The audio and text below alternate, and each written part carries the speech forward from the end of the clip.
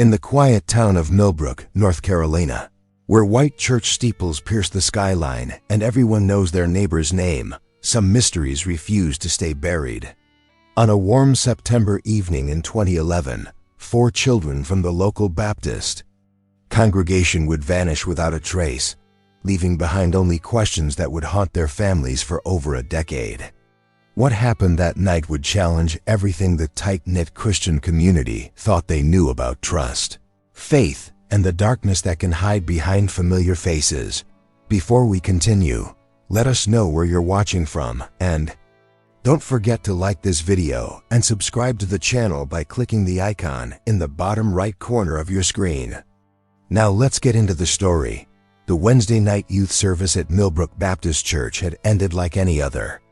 Pastor Isaac Roberts stood at the front doors, shaking hands with departing families as the autumn air carried the scent of honeysuckle and approaching rain. The church parking lot buzzed with the familiar sounds of car doors slamming and parents calling out reminders about homework and bedtime prayers. Emily Roberts, the pastor's 11-year-old daughter, gathered her worn Bible and colorful pencils. From the front pew where she always sat during youth meetings, her sandy blonde hair fell in waves past her shoulders, and her blue eyes sparkled with the enthusiasm that made her a favorite among the church elders. She had volunteered to help clean up after the evening's lesson about Daniel in the lion's den, carefully stacking chairs and collecting forgotten papers. Thomas Simmons, 12 years old with dark hair and serious brown eyes, waited patiently by the church doors. His mother, Helen, worked the night shift at the local hospital and wouldn't be picking him up until 10:30. Thomas didn't mind waiting. He enjoyed the quiet conversations with Pastor Roberts and often helped with small maintenance tasks around the church building. His quiet demeanor and responsible nature had earned him the unofficial title of Little Deacon among the congregation. 10-year-old Sophia Adams bounced on her toes near the children's ministry bulletin board, her curly red hair catching the fluorescent lights. She was the youngest of the group, but possessed a maturity that often surprised adults. Sophia lived with her grandmother, Mrs. Ruth Adams, who had raised her since her parents died in a car accident 3 years earlier. The elderly woman relied on church members for transportation, and tonight she had arranged for Sophia to ride home with the Roberts family. Gabriel Hayes, also 12, stood apart from the others near the baptistry, his hands shoved deep in his jacket pockets. Gabriel was newer to the congregation, having moved to Millbrook with his father 6 months earlier after his parents' divorce. His father worked long hours at the textile mill, and Gabriel often found himself at church events, simply because there was nowhere else to go. Despite his reserved nature, he had slowly begun to open up to the other kids, especially Thomas, who shared his love of baseball cards and outdoor adventures. Pastor Roberts finished his conversation with the last departing family and turned to address the 4 children who remained in the church lobby. "All right, kids, I need to lock up the fellowship hall and grab some papers from my office. Emily, would you mind helping me turn off all the lights in the sanctuary?" "Can we wait outside, Pastor Roberts?" Thomas asked politely. "It's really nice out tonight, and we wanted to look at the stars before we head home." The pastor glanced at his watch. It was 8:45, and Helen Simmons wouldn't arrive for another hour and 45 minutes. His wife, Margaret, was at home preparing for a women's Bible study the following morning, and he had promised to pick up some supplies from the church kitchen before heading home. "That's fine, but stay right here in the parking lot where I can see you through the windows," Pastor Roberts replied, his voice carrying the gentle authority that had guided his congregation for nearly 15 years. "And remember, no wandering off toward the woods behind the church. There are some deep ditches back there from all the rain we've had this week." The 4 children nodded in unison and made their way outside while Pastor Roberts and Emily headed toward the sanctuary. The parking lot was nearly empty now, with only the pastor's blue sedan and Mrs. Henderson's old pickup truck remaining. Mrs. Henderson, The church pianist was notorious for staying late to practice hymns for Sunday service. Outside, the September evening wrapped around the children like a comfortable blanket.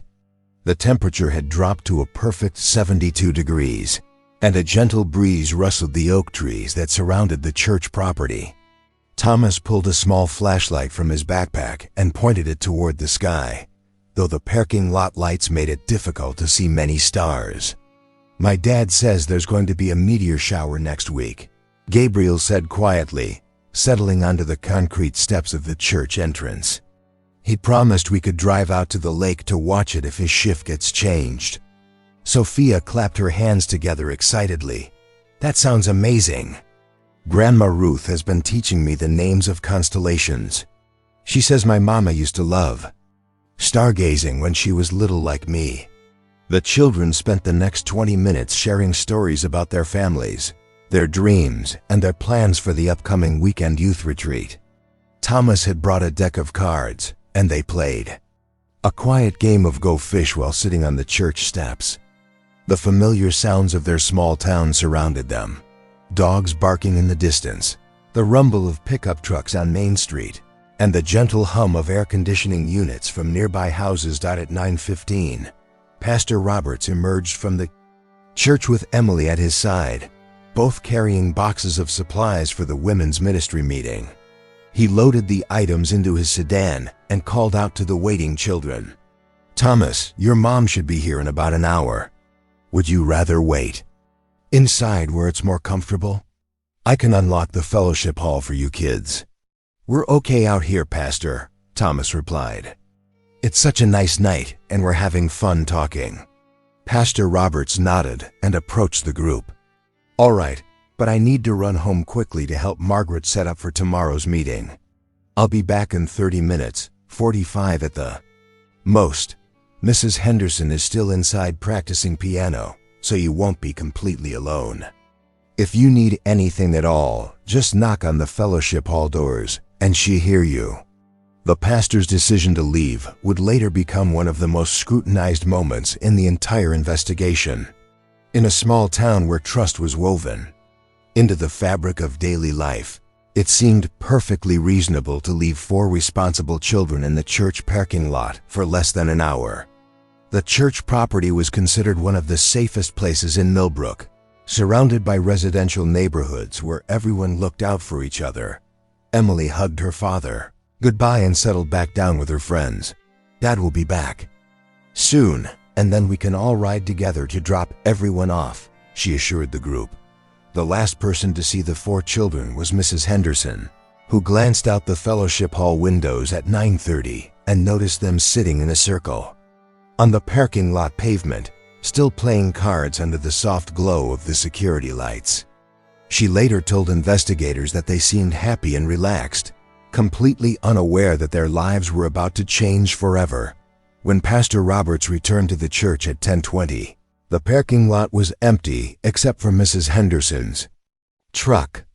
The cards lay scattered across the pavement, and Thomas's flashlight had been dropped near the church sign, its beam still pointing toward the woods behind the building. Chapter 2. The search begins. The realization that 4 children had vanished from the church parking lot hit Millbrook like a physical blow. Pastor Roberts stood in the empty lot, his heart hammering against his chest as he called out their names into the darkness.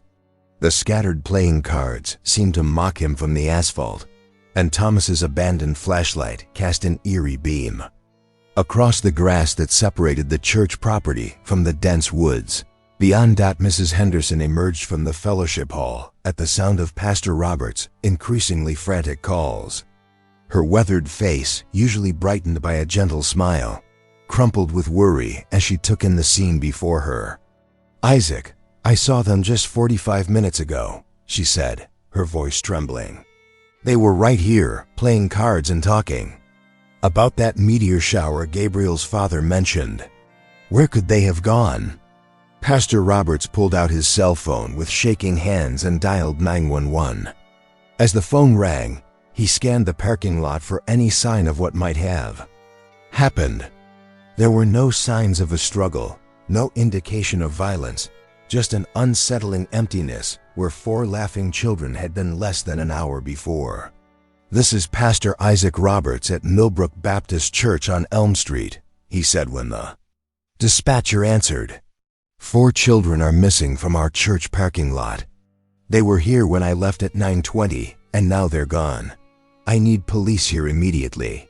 The response was swift and overwhelming. Within 15 minutes, the church parking lot was flooded with red and blue lights as every available officer from the Millbrook Police Department arrived on scene. Detective James Harper, a 38-year-old investigator who had moved to Kovkia, Millbrook from Charlotte 5 years earlier, took charge of the initial response. Detective Harper was known throughout the community for his methodical approach to cases and his ability to remain calm under pressure. He had worked missing persons cases in the city, but nothing had prepared him for the unique challenges of a case involving 4 children who had simply vanished from what should have been the safest place in town. "Pastor Roberts, I need you to walk me through everything that happened tonight," Detective Harper said, pulling out a notebook and pen. "Start from the beginning of the youth service and don't leave out any details, no matter how small they might seem." As Pastor Roberts recounted the evening's events, other officers began securing the scene and conducting preliminary searches of the church building and surrounding grounds. Officer Martinez used a powerful flashlight to examine the tree line behind the church, while Officer Johnson interviewed Mrs. Henderson about exactly what she had observed from the fellowship hall windows. The first break in the case came when Officer Martinez discovered bicycle tracks leading from the parking lot toward a dirt path that connected the church property to a residential neighborhood about half a mile away. The tracks were fresh, pressed into the soft earth that had been dampened by recent rain showers. "Detective Harper, you need to see this," Officer Martinez called out from the edge of the parking lot. "Looks like they might have had bicycles with them." Detective Harper examined the tire tracks with his flashlight, noting the different tread patterns that suggested multiple bikes had passed through the area recently. "Pastor Roberts, did any of the children have bicycles with them tonight?" Pastor Roberts thought for a moment, trying to recall the details of the evening. "Thomas usually rides his bike to Wednesday night services. It's a red mountain bike that his mother bought him for his birthday last year. And I think Gabriel mentioned something earlier about his bike being in the shop, but Emily and Sophia were definitely planning to ride home with me in the car." The bicycle tracks led away from the church and toward a network of dirt paths that local children often used as shortcuts between neighborhoods. The paths wound through patches of woodland and eventually connected to several residential streets where many of the church families lived.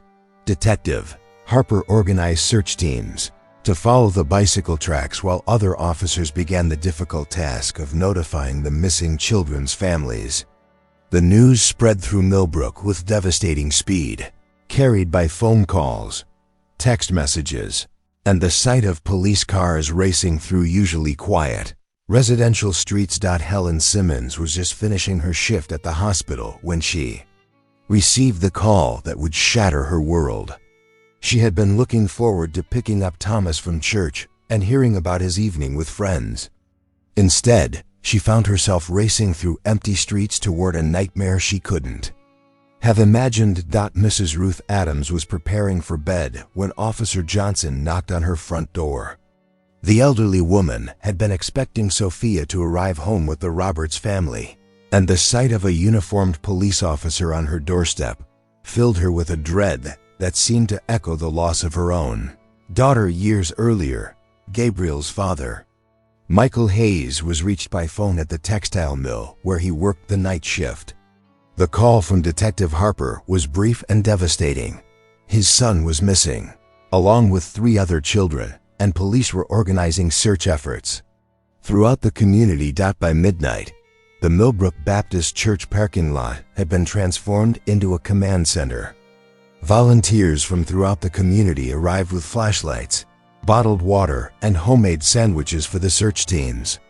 The volunteer fire department set up floodlights that turned the darkness into harsh, artificial daylight. Pastor Robert stood in the center of the organized chaos, feeling the weight of responsibility settling on his shoulders like a lead blanket. Members of his congregation surrounded him with offers of support and prayers, but nothing could diminish the guilt that gnawed at his conscience. He had left 4 children alone for less than an hour, and now they had vanished without a trace. Margaret Roberts arrived at the church with tears streaming down her face, still wearing the apron she had been using to prepare for the women's Bible study that now seemed incredibly trivial. She wrapped her arms around her husband and whispered desperate prayers for their daughter's safe return. The search teams followed the bicycle tracks for nearly 2 miles before losing the trail on a paved road near the Millbrook Elementary School. Detective Harper coordinated with officers from neighboring counties, setting up roadblocks and issuing Amber Alerts that would reach television and radio stations throughout North Carolina. As dawn broke over Millbrook on Thursday morning, more than 200 volunteers had joined the search effort. Church members walked shoulder to shoulder through wooded areas, calling out the children's names and listening for any response. Local businesses closed their doors to allow employees to participate in the search, and the high school football team organized systematic searches of creek beds and abandoned buildings. The investigation expanded rapidly as Detective Harper worked with FBI agents who specialized in missing children cases. Phone records were examined, security cameras from local businesses were reviewed, and every adult who had been at the church that evening was interviewed extensively. But despite the massive effort and the community's unwavering determination, the 4 children remained missing as if they had simply evaporated into the warm September night. The bicycle tracks ended at the paved road, offering no further clues about where Emily Roberts, Thomas Simmons, Sophia Adams, and Gabriel Hayes might have gone. Chapter 3: Searching in the Dark. The days following the disappearance blurred together in a haze of desperate searching and mounting despair. Millbrook had never experienced anything like the coordinated effort that transformed their quiet town into a hub of frantic activity. Search and rescue teams arrived from across North Carolina, bringing trained dogs, specialized equipment, and expertise in cases involving missing children. Detective Harper established a more permanent command center in the Millbrook Community Center, where dozens of volunteers answered phones, coordinated search teams, and maintained detailed maps marking every area that had been thoroughly examined. The walls were covered with photographs of Emily, Thomas, Sophia, and Gabriel, their smiling faces serving as constant reminders of what was at stake. The FBI investigation team, led by Special Agent Rebecca Stone, brought resources that the small town police department could never have accessed alone. Agent Stone was a 15-year veteran of missing persons cases, and her calm professionalism provided a steadying influence during the chaos of those first crucial days. In cases like this, the first 72 hours are absolutely critical. Agent Stone explained to the gathered families during a briefing on Friday evening, "We're following every possible lead, interviewing everyone who had contact with the children, and expanding our search radius daily." The expanded investigation revealed details about the children's lives that painted a picture of 4 typical kids from a close-knit Christian community. Emily Roberts was described by teachers and church members as a natural leader, who often organized games during youth events and helped younger children with their Bible memory verses. Her backpack, found near the scattered playing cards, contained her favorite purple Bible with dozens of verses highlighted in bright yellow marker. Thomas Simmons emerged from interviews as a quiet, responsible boy who had taken on additional maturity since his father left the family 2 years earlier. His mother Helen worked double shifts at the hospital to make ends meet, and Thomas often spent afternoons and evenings at the church simply because it was a safe place where he felt welcome and useful. Sophia Adams, despite being the youngest of the group, was remembered by Sunday school teachers as incredibly bright and curious about everything from Bible stories to science projects. Her grandmother Ruth had taught her to find comfort in Scripture during difficult times, and Sophia often recited verses from memory to encourage other children who were struggling with problems at home or school. Gabriel Hayes remained somewhat of a mystery even to church members who had known him for 6 months. His father's divorce had been difficult, and Gabriel seemed to carry emotional burdens that were heavy for a 12-year-old boy. However, church members noted that he had begun to open up more in recent weeks, particularly during outdoor activities and youth group discussions about forgiveness and second chances. The search efforts expanded beyond Millbrook's borders as investigators explored the possibility that the children had been taken by someone in a vehicle. Roadblocks had been established within hours of the disappearance, but the rural roads around Millbrook offered dozens of routes that could have been used to transport 4 children away from the area undetected. Harper spent long hours interviewing every adult who had been at the church that evening, looking for inconsistencies or suspicious behavior that might provide a lead. Mrs. Henderson, the church pianist, was interviewed multiple times about exactly what she had observed from the fellowship hall windows. Her story remained consistent. The children had appeared happy and relaxed, playing cards and talking quietly among themselves.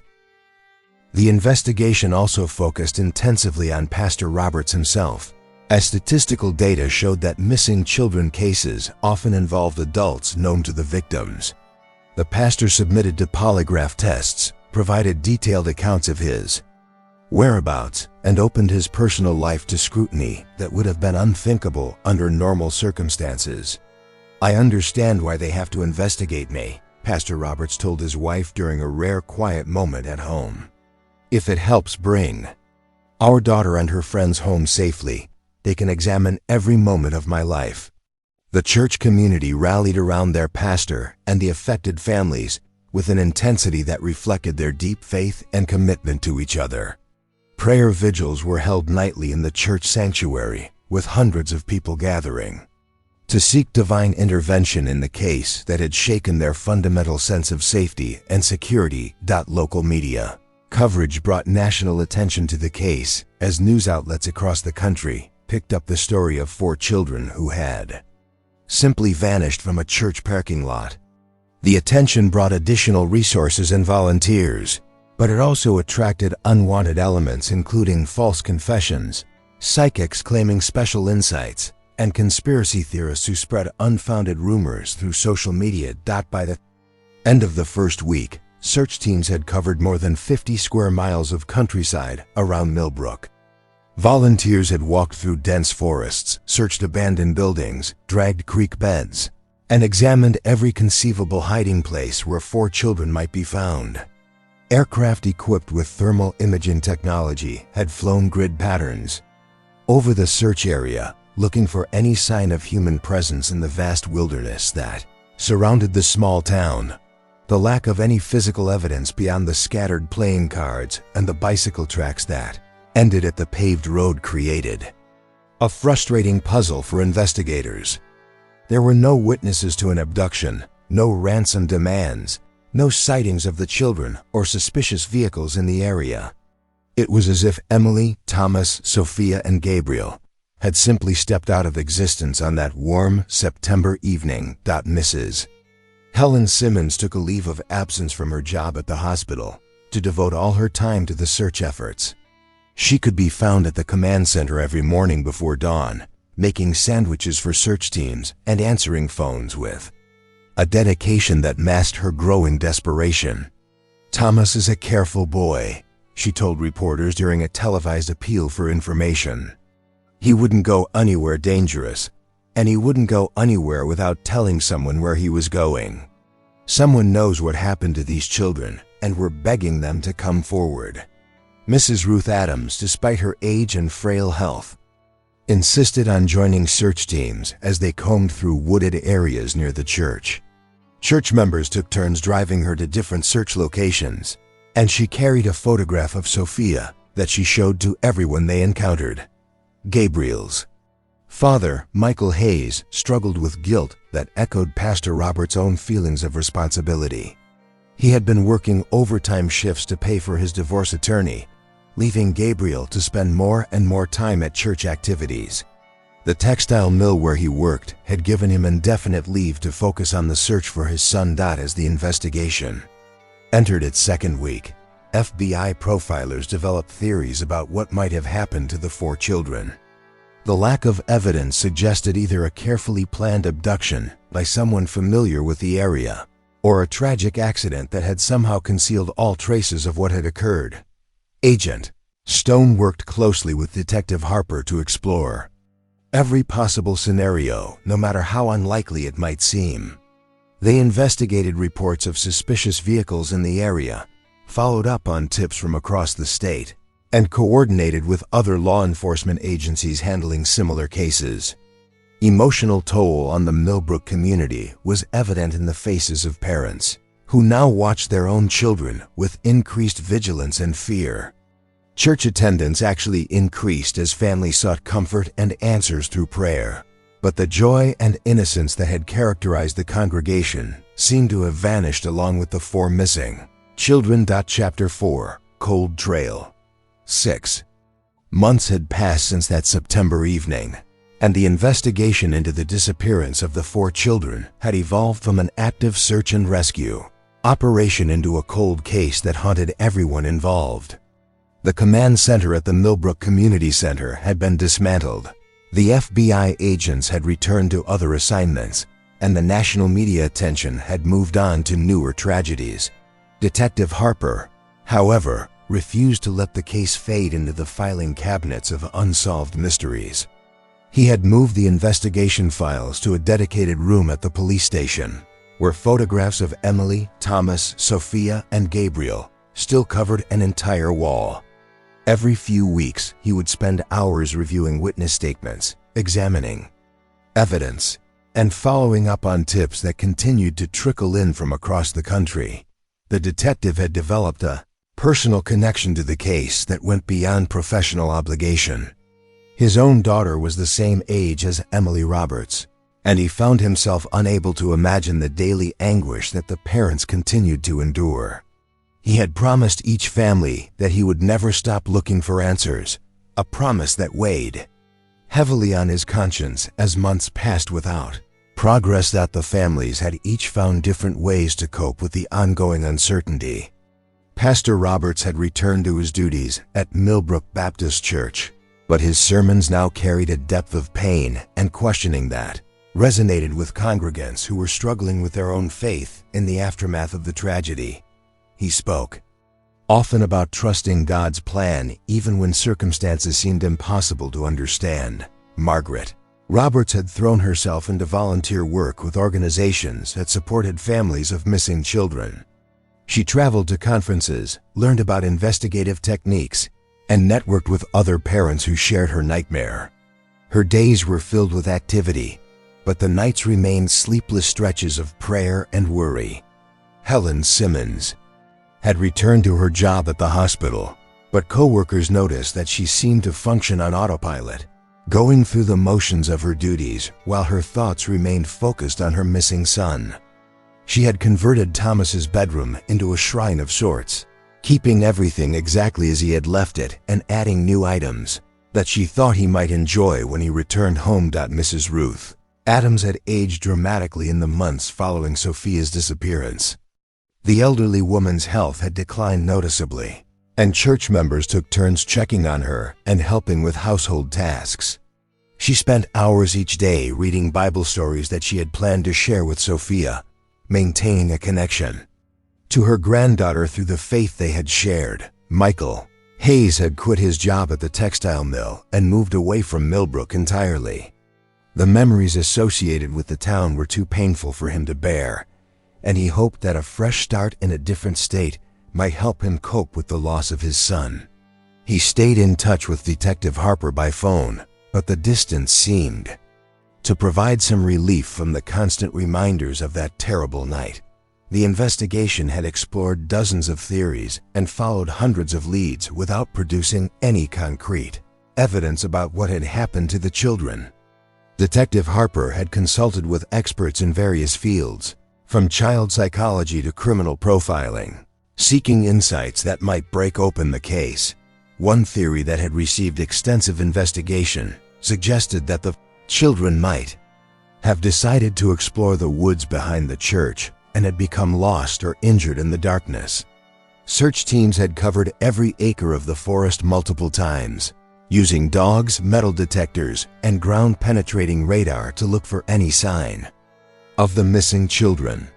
The terrain was challenging, with steep ravines, dense undergrowth, and seasonal streams that could become dangerous during rainy weather. Another possibility that investigators had explored was that the children had been picked up by someone they knew and trusted.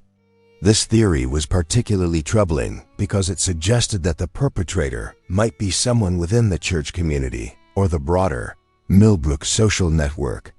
Background checks had been conducted on every adult who had regular contact with the children, but no evidence of suspicious behavior or criminal history had been uncovered. The third major theory involved a stranger abduction, possibly by someone who had been watching the church and waiting for an opportunity. This scenario was supported by the fact that no physical evidence had been left behind, suggesting that the perpetrator might have been experienced in avoiding detection. However, the lack of any witnesses or suspicious vehicle sightings made this theory difficult to substantiate. Detective Harper had also investigated less conventional possibilities, including the chance that the children had run away together for reasons that weren't immediately apparent. Interviews with teachers, friends, and family members had revealed no indication that any of the 4 children were unhappy at home or dealing with problems that might motivate them to disappear voluntarily. The anniversary of the disappearance brought renewed media attention and a fresh wave of tips from the public. Detective Harper appeared on several television programs, appealing for anyone with information to come forward and offering rewards for credible leads. The exposure generated dozens of phone calls, but most proved to be well-meaning but unhelpful suggestions from people who had no actual knowledge of the case. One particularly promising lead came from a truck driver who claimed to have seen 4 children riding bicycles on a rural road about 10 miles from Millbrook on the night of the disappearance. The timing seemed to match the window when the children had vanished, and the location was consistent with the direction the bicycle tracks had been heading when they reached the paved road. Detective Harper spent weeks following up on this lead, interviewing the truck driver multiple times and reviewing fuel receipts and logbook entries that could confirm his whereabouts that night. However, inconsistencies in the man's story and his inability to provide specific details about the children's appearance eventually led investigators to conclude that his account was unreliable. The case files continued to grow as Detective Harper maintained correspondence with law enforcement agencies across the Southeast, sharing information about the missing children and looking for connections to similar cases in other jurisdictions. He had developed a network of contacts among detectives who specialized in missing persons investigations, and they regularly exchanged updates about ongoing cases that might be related. Despite the lack of progress, the Millbrook community had not forgotten the 4 missing children. Their photographs still hung in local businesses, and church members continued to hold monthly prayer services in their memory. The tragedy had brought the community closer together in some ways, but it had also created an undercurrent of suspicion and fear that changed the way parents watched their children and the way neighbors interacted with each other. The church youth program had been reorganized with new safety protocols that required multiple adult supervisors at all times and strict procedures for accounting for every child's whereabouts. The innocence and trust that had once characterized the program seemed to have been lost along with Emily, Thomas, Sophia, and Gabriel. Detective Harper often found himself walking through the church parking lot during quiet moments, trying to imagine what might have happened on that September evening. The play-in cards had long since been collected as evidence, and the spot where they had been scattered was now just unmarked. asphalt that revealed no secrets about the mystery that had consumed his professional life for nearly a year. Chapter 5. The Discovery. 12 years had passed since that September night, and Millbrook had learned to live with the permanent ache of unanswered questions. The missing children's case had become part of the town's identity, a shared tragedy that connected residents in their collective memory of loss and hope. Detective Harper, now approaching 50 and showing gray at his temples, still kept the case files active. Though the leads had dwindled to almost nothing over the years, the four families had each found their own paths through the darkness. Pastor Roberts continued to lead Millbrook Baptist Church, though his congregation had changed significantly over the years. Some members had moved away, unable to bear the constant reminders of that terrible night, while others had joined specifically because they were drawn to a pastor who understood profound loss and could speak authentically about faith in the midst of suffering. Margaret Roberts had become a nationally recognized advocate for missing children, traveling frequently to speak at conferences and work with law enforcement agencies on cold cases. The work gave her purpose and allowed her to honor Emily's memory by helping other families navigate similar tragedies. Helen Simmons had remarried 5 years after Thomas's disappearance, finding love with a widower from the next county who understood grief and helped her learn to live with the uncertainty.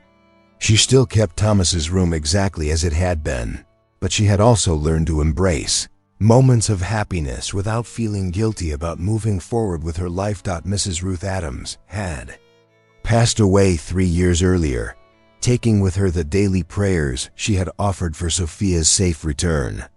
The elderly woman had maintained her faith until the end, telling visitors that she looked forward to being reunited with her granddaughter in heaven. Her funeral had been attended by hundreds of people who remembered her unwavering hope and determination.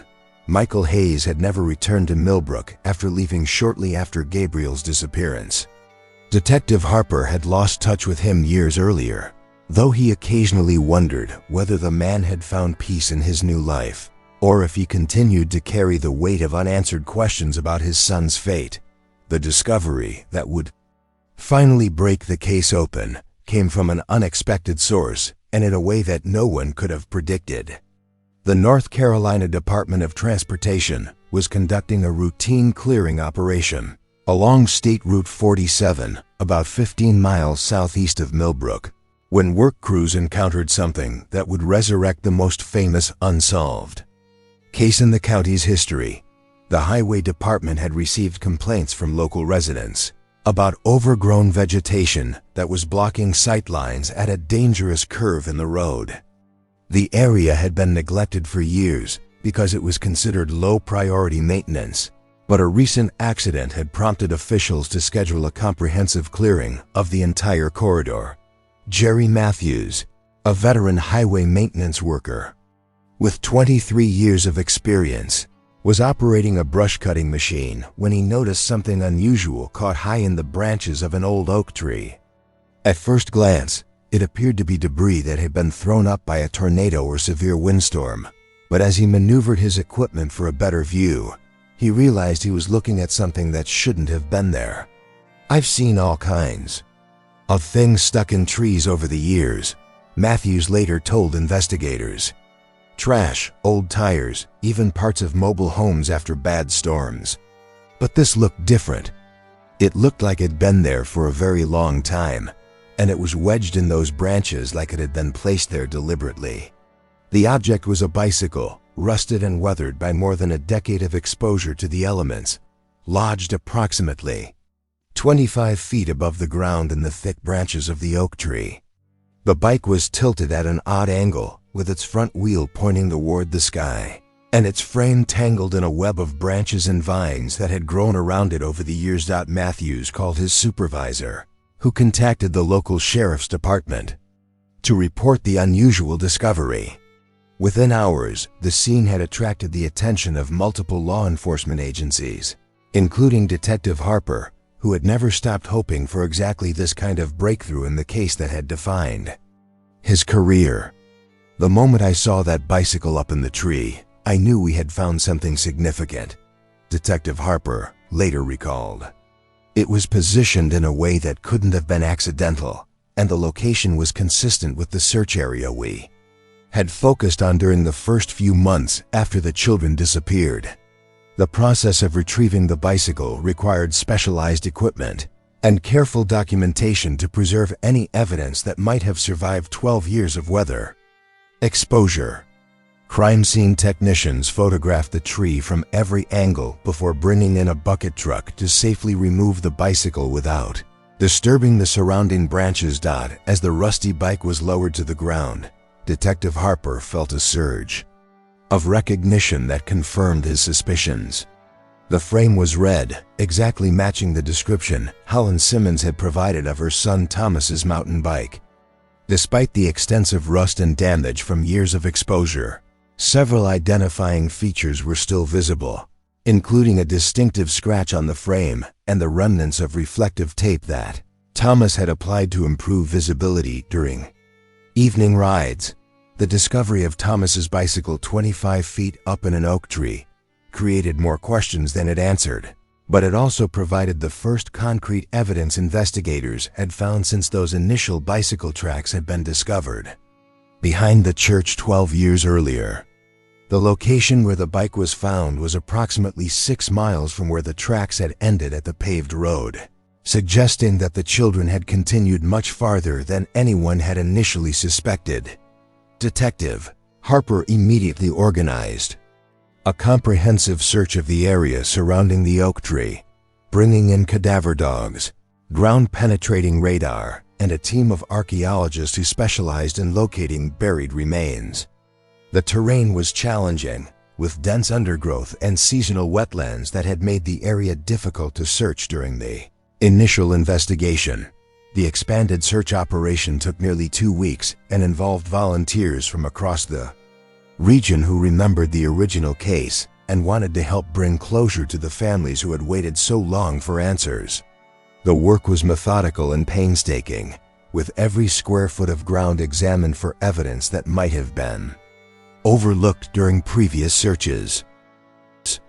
On the 9th day of the search, investigators made a discovery that would finally begin to answer the questions that had haunted Millbrook for more than a decade. About 200 yards from the oak tree, partially buried under years of accumulated leaves and debris, search teams found the remains of what appeared to be a small campsite that had been abandoned long ago.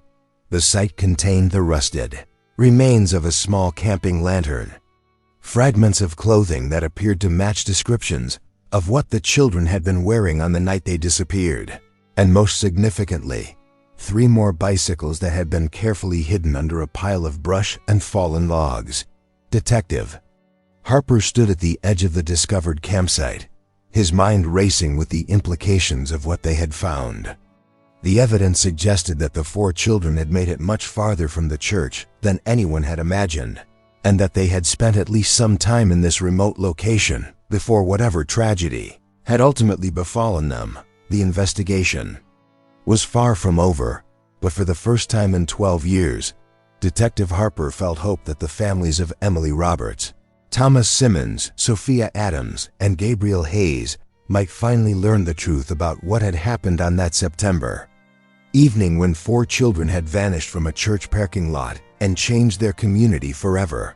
The discovery of the abandoned campsite marked the beginning of the most intensive phase of the investigation. Since those first desperate weeks in 2011, forensic anthropologists were called in to carefully excavate the area, using techniques typically reserved for archaeological sites to ensure that no evidence was disturbed or destroyed in the process of recovery. Dr. Sarah Chen, a forensic anthropologist from the University of North Carolina, led the excavation team with meticulous attention to detail.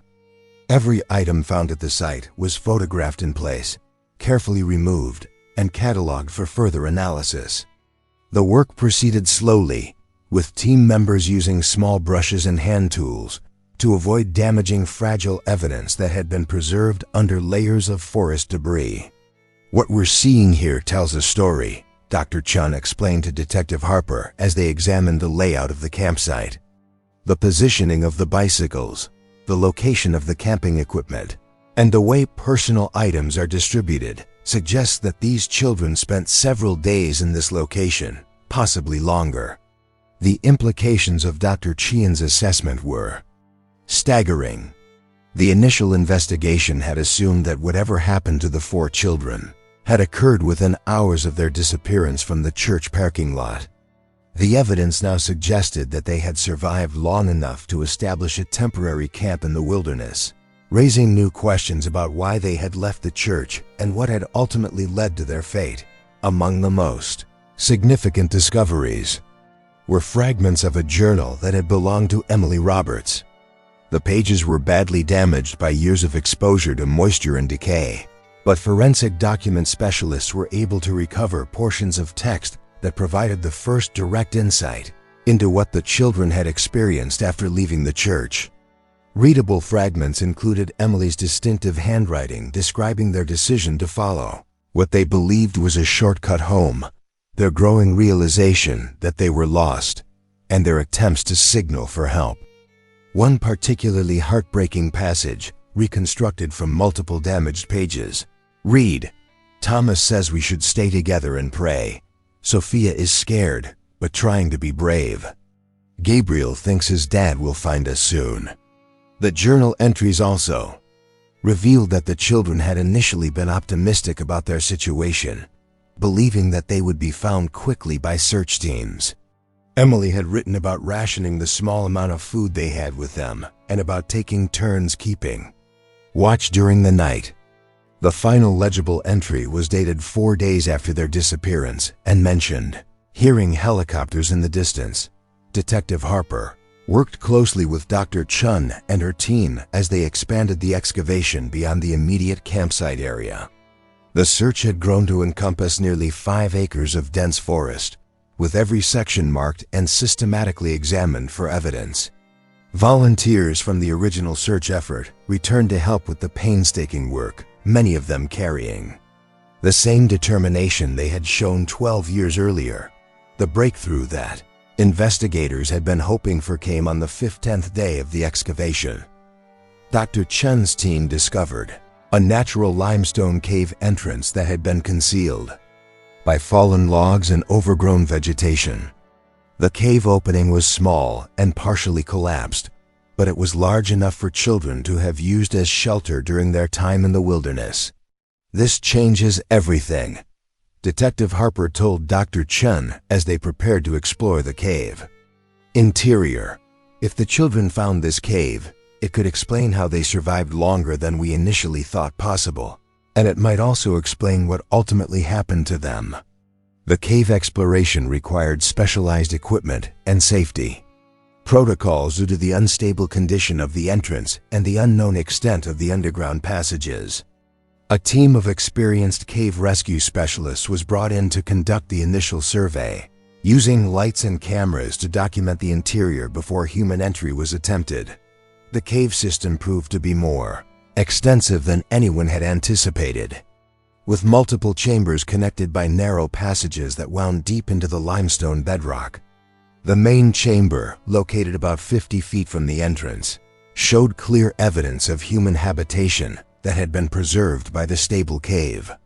Environment. In the main chamber, investigators found a more complete picture of the children's final days. Personal items were scattered throughout the space, including Emily's Bible, Thomas's flashlight, Sophia's small backpack, and Gabriel's jacket. The arrangement of these items suggested that the children had used the cave as their primary shelter while attempting to survive in the wilderness. Most significantly, the cave contained the remains of all 4 missing children, positioned in a way that suggested they had died peacefully together rather than as victims of violence or accident. The forensic evidence indicated that they had succumbed to exposure and dehydration after their food and water supplies were exhausted. Dr. Chin's examination of the remains provided closure for the families while also revealing the remarkable courage and loyalty the children had shown during their final days. They had stayed together throughout their ordeal, with the older children clearly taking care of the younger ones until the very end. These children faced an impossible situation. With incredible bravery, Dr. Chun told the assembled families during a private briefing. The evidence shows that they took care of each other, shared their limited resources, and never gave up hope that they would be rescued. Their bond and their faith sustained them far longer than should have been possible under such difficult circumstances. The discovery brought a mixture of grief and relief to the families who had waited 12 years for answers. Pastor Robert stood in the cave chamber where his daughter had spent her final days, overwhelmed by pride in her strength and heartbroken by the tragedy that had taken her life. The Bible found beside Emily's remains was open to Psalm 23, with the verse, "Yea, though I walk through the valley of the shadow of death, I will fear no evil," highlighted in her familiar yellow marker. Helen Simmons held Thomas's flashlight, still recognizing the careful way he had wrapped the handle with electrical tape to improve his grip. The light no longer worked after 12 years in the cave, but it represented her son's practical nature and his determination to take care of others even in the most desperate circumstances. The small backpack that had belonged to Sophia Adams contained carefully rationed pieces of candy that she had been saving to share with her friends. Mrs. Ruth Adams would have been proud to know that her granddaughter had remembered the lessons about sharing and caring for others that had been such an important part of their faith together. Gabriel's jacket was found wrapped around Emily's shoulders, a final act of kindness from a boy who had struggled with his own pain but had found the strength to comfort a friend in their darkest hour. His father, contacted by phone in his distant new home, wept as Detective Harper described the evidence of his son's compassion and courage. The mystery of how Thomas's bicycle had ended up 25 feet high in the oak tree was solved when investigators discovered a series of rope marks on the cave ceiling. The evidence suggested that the children had attempted to signal for help by hoisting the bright red bike into the tree, hoping that searchers would spot it from the air. Their plan had worked, but 12 years too late to save their lives. The investigation concluded with a comprehensive report that praised the children's remarkable survival skills while acknowledging the tragic outcome of their adventure. They had left the church parking lot following what they believed was a familiar shortcut home, had become disoriented in the darkness, and had made rational decisions to stay together and seek shelter while waiting for rescue.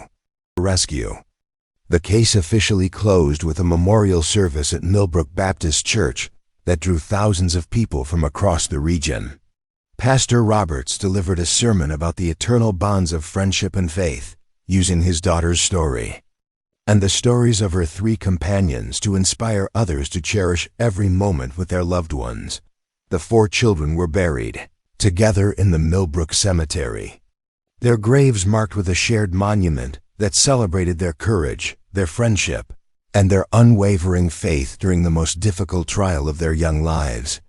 The inscription, chosen by their families, read simply, "Together in life, together in death, together in eternal peace." Detective Harper, now preparing for retirement, kept one photograph from the case on his desk, not a crime scene image or piece of evidence, but a picture taken at a church picnic just weeks before the children disappeared. Emily, Thomas, Sophia, and Gabriel stood together under a large oak tree, their arms around each other's shoulders, smiling with the innocent joy that had defined their brief lives. The case that had haunted Millbrook for 12 years was finally closed. But the legacy of the 4 children lived on in the strengthened bonds of their community, the renewed appreciation for life's precious moments, and the enduring power of faith to provide comfort even in the darkest valleys. Their story became a testament to the belief that love transcends death, that friendship endures beyond earthly bonds, and that even in tragedy, God's grace can bring healing to broken hearts. The discovery of their final resting place brought peace to families who had waited so long for answers, and their memory continues to inspire others to live with courage, kindness, and unwavering faith in the face of life's greatest challenges. The story of Emily, Thomas, Sophia, and Gabriel serves as a powerful reminder of the precious nature of life and the strength that can be found in faith and friendship during our darkest moments. These four young souls, faced with an impossible situation, demonstrated remarkable courage and unwavering loyalty to one another until the very end. Their story teaches us to value every moment we have with our loved ones, and to never underestimate the power of community, faith, and hope in overcoming life's greatest challenges. Their legacy lives on in the hearts of those who knew them, and in the lessons their story continues to teach about the bonds that unite us as members of God's family. Even in tragedy, we can find evidence of His grace working through the love and courage of His children. Don't forget to like this video if it touched your heart, and subscribe to our channel for more stories that explore the depths of human faith and resilience. Let us know in the comments how this story impacted you, and share your own thoughts about the power of friendship and faith in difficult times.